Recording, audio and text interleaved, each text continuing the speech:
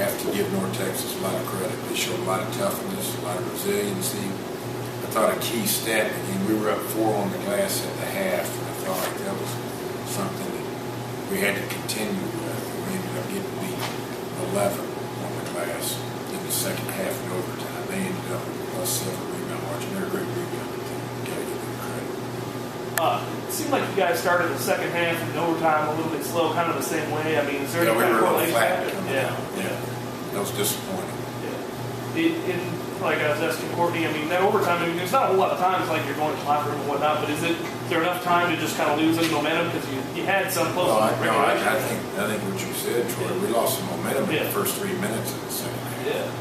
We went in, we got a good look right there on the last possession, up top to go up 7. We were up 4 at the half, and we were a little flat coming out in the second half. They're a very good basketball team. They're a very well coached team. Got to give them credit. You sit there and you look. I mean, in overtime, you can't give up 5 for 5 from the floor and 6 or 7 from the foul line and have any success. But I go back to we got beat 11 on the glass in the second half in overtime after being up 4 in the first half.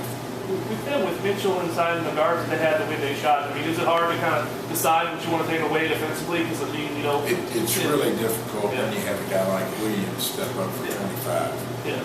He's someone that hasn't been scoring it as much. You've got Hall and Walton that you've got to be aware of. It's hard to dig down off those guys. You saw how well Walton can shoot it. And so we were trying to come off of Williams, and he stepped up and made some big plays. Tony Mitchell's, I can look back, I've been in this league 12 years now, and in my opinion, he's the best player that has been in this league over 12 years. Think back to a number of guys, back when Chris Marcus was in this league for Western Kentucky, and there have been some great players in this league, and I think he's the best that I've seen in this league.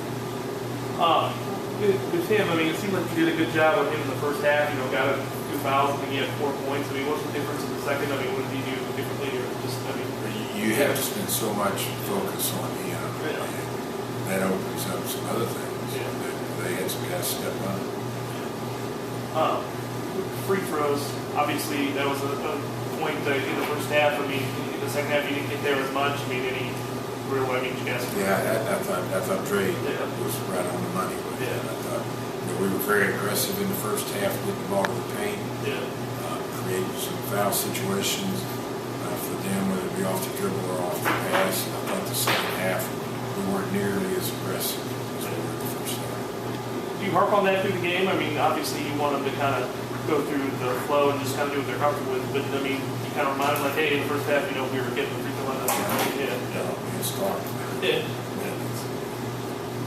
Coach, how do you get the guys' confidence going into Saturday's game against ASU? Well, my thing, like I told our guys in there, I mean, we're 11-4 right now. We're still leading the West Division.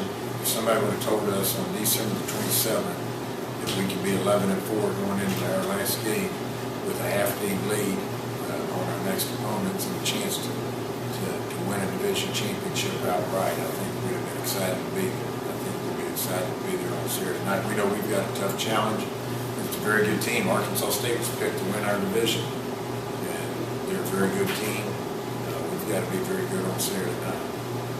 What can you say about what Courtney did? Obviously defensively on Mitchell in the first half, and then just 12 points. I thought Courtney did an excellent job. That's a tough challenge when you're having to guard a pro, and Tony Mitchell's a pro. He'll play in the NBA someday. And I know a lot of guys talk about pros overseas and all that. But Courtney did an excellent job. He had great intensity, he had great focus. It was very good tonight. With it being the end of the season, the game just one day away after Friday, what do you do with this on Friday before the game?